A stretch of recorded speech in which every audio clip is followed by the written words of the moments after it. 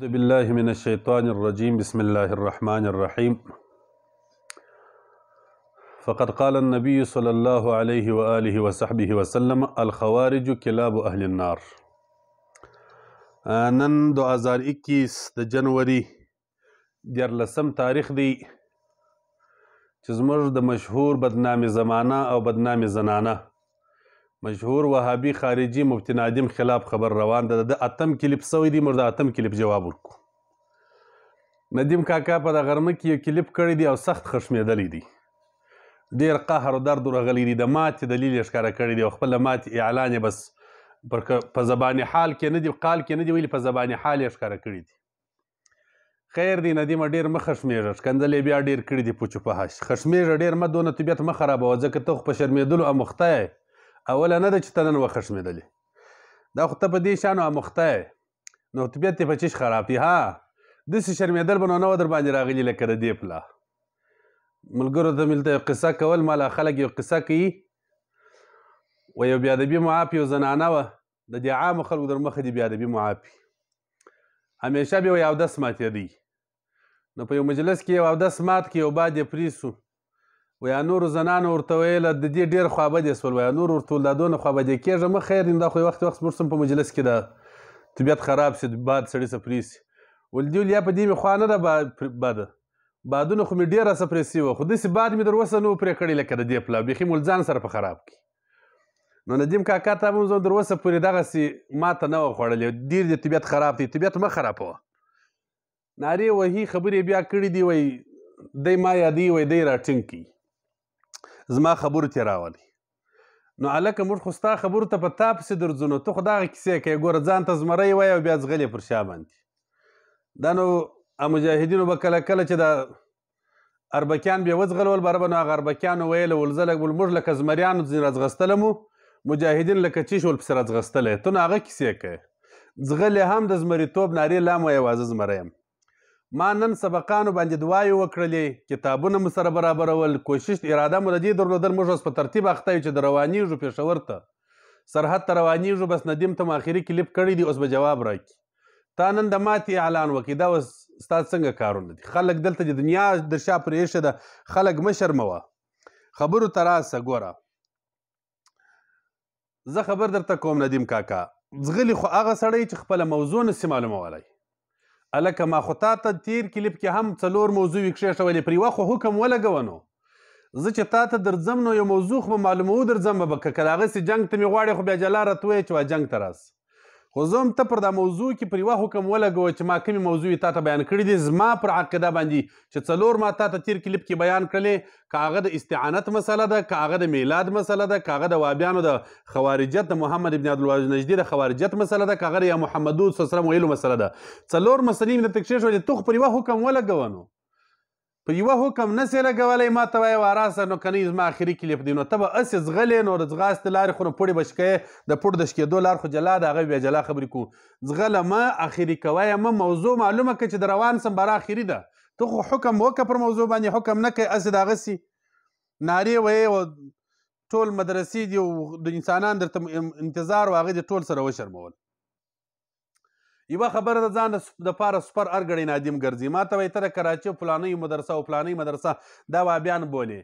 ما تا ته بار بار ویل دي ګوره چې خپل عورت د بل په پرتاګه مه پټوه ندیمه، ځغلې ځان کاږې. اوس دغه یو لار بولې چې خلکو ته وایي چې دی خو دا مدرسې وهابیان بولي. زه د هغو مدرسو فتواوې درته دروړم، زه به تا ته د دارالعلوم کراچۍ فتواوې دروړم، زه به تا ته د بنوري ټاون فتواوې دروړم، زه به تا ته د حقانیې فتوا دروړم، زه به تا ته د مفتي زرولي خان رحمه الله فتوا دروړم، زه به د دغو دیوبندي علماو فتواوې تا ته دروړم. د الله په فضل سره ستا کار به په در کومه. خو ته ځغلې دلته میدان ته حاضرېږې نه، او بیا دا د ځان دپاره یو سپر ګرځې. کله وحاشا، خلکو ته ستا پرې قسم دي نن معلوم سو.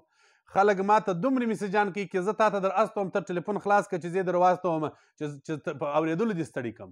چې ما ته خلک دا میسجان کوي چې دا ندیم څنګه داسې کار وکړي، دی وګوره تښتېدل وګوره. نو ما ویل دا خو د زمرو په غېږ نه ورغلی، چې زمرو په غېږ ورسې داسې تښتېدل ډېر کېږي. ډېر خلک موږ تښتولي وه. موږ په دغه اموخته یو چې په خلکو مو میدانونه پرې ایښي دي، ته په دغه اموخته یې چې خلکو میدانونه در باندې پرې ایښي دي. دا ستا کار دی. خو ما درته ویله دغسې دغه به نو نه وسوی لکه د دې پله چې وسوله. خبره دا درته کوم، اوس ندیم خواري ولاړی، ځان رسه کاږي. ندیمه بیا درته وایم اخري کوایمه زما پر دا څلورو موضوع یو حکم ولګوه چې د روان سم. استعانت من غیر الله، زه وایم چې په ما تحت الاسباب کې استعانت اولیاء او انبیاء علیهم السلام معجزتا او کرامتا استعانت کولی سي باذن الله. ته اوس څه وایې؟ زه هم یا رسول الله یا محمد صلی الله علیه وسلم ویل محبتا شعارا تبرکا توسلا جائز دي. ته څه وایې؟ حکم پر ولګوم. زه وایم د میلاد خاص ورځ کې فیضات و انوارات و برکات په قول د اولیاو او د هغه اهل کشف خلکو اصحاب د کشف صادقو په قول باندې برکات و انوارات ډیر دي. ته پر دې باندې څه وایې؟ زه محمد بن عبدالوهاب نجدي او د اتباع خوارج دي. ته پر دې باندې څه وایې؟ خو پر یوه حکم ولګوه چې زه د روان سم، ځان نو مه رسه کاږه. اوس پړی مه شکوه لالا. د پشن شیرانیانو ته وایم، سهیل خان شررساني ته وایم، شیرانیان نه ما بله ورځ وویل دې نه سب نه دی معلوم.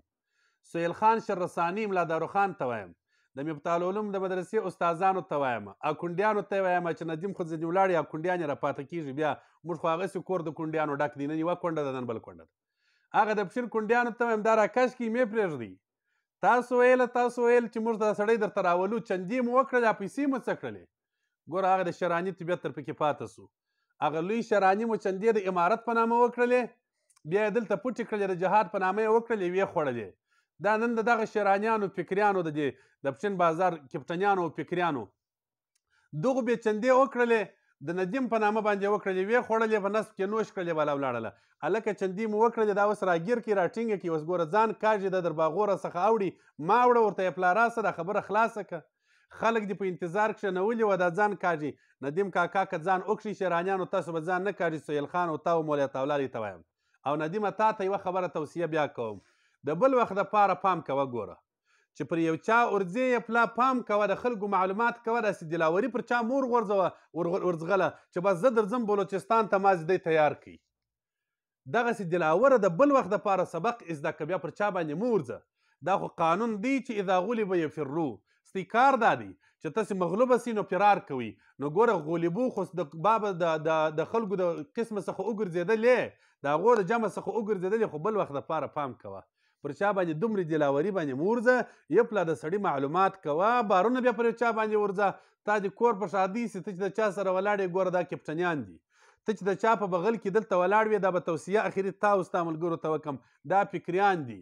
راسه زه تا ته ثبوتونه پیش کړم چې د فکر شاه ولی الله په نامه چې کوم د ګمراهۍ کار روان دی، دا په دغه مدرسه کې نن روان دی، د مفتاح العلوم په مدرسه کې چې په پشن بازار کې ده.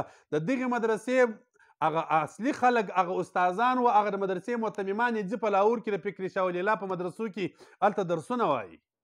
او ته د دغو خلکو په نمایندګۍ باندې ګوره را وغورځېدلې او راللې پر موږ باندې د ټاپې ولګولې، د کفر او د شرکو مختلفې ټاپې دې ولګولې. یه پلا پوښتنه کوه لالا، بیا به خلکو ته ورځه. او که دې نه کوله نو به دې هر وخت دغسې باد پرې کېږي، بیا د بې معاف لکه دا نن چې یې. لحاظه آخري خبره مې دا ده، بیا درته وایم ندیم کاکا چې خشمېږه ډېر مه، پروا نه کړي، ته په دې شانو اموخته یې، پروا نه کړي. زه تا ته وایم، ستا اتباعو ته وایم، ستا ملګرو ته وایم، ټولو ته مې بیا درته چیلنج دی د الله په فضل سره. موږ نن مدرسې سبقانو باندې دعا وکړل، مال زه پېښور ته ځم. موږ نن د موټرانو په ترتیب باندې اخته یې، کوشش کوو چې ملګري پیدا کړو، موټرانو مو د خلکو سره رابطې دي چې موږ پېښور ته ځو. نن د ملګرو دا دي پر دا حال باندې خبرې وسولې چې ځان یې وکښي، 15 منټه یې د غله غوندې ښکاره کړي، ځه ولاړې. د آینده دپاره داسې عمل مه کوه. یا د خلکو سره سم ځان برابر که، راسه میدان ته. او یا که د سړو د میدان نه یې، نو آینده دپاره چې بس بیا بل وخت پر کور باندې آرام کښېنې، د شرکو د کفر ټاپې نه لګې، نو به دغسې سپکېږي هر ځای نه. ستا او ستا ټولو ملګرو ته وایم چې دغه شرم مو بس دی، بس ولکه پس پرې کړي شرم درلودی، ما تېر کلیپ کې هم درته ویله، دغه شرم مو بس دی. اللهم هل بلغت.